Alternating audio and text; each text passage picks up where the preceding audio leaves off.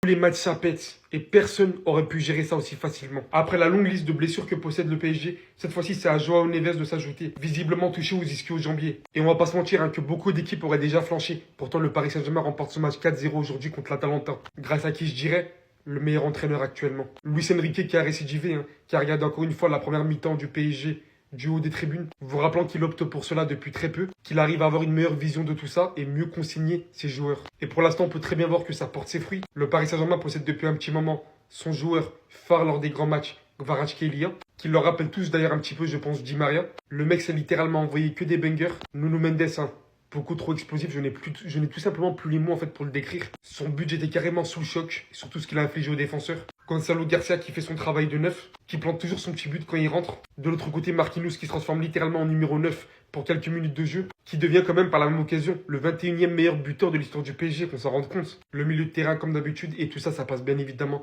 par une excellente gestion de ce mec, sans qui rien de tout ça aurait été possible. La manière dont il nous fait ressentir qu'aucun de ses tauliers sont blessés actuellement, c'est tout simplement destructeur.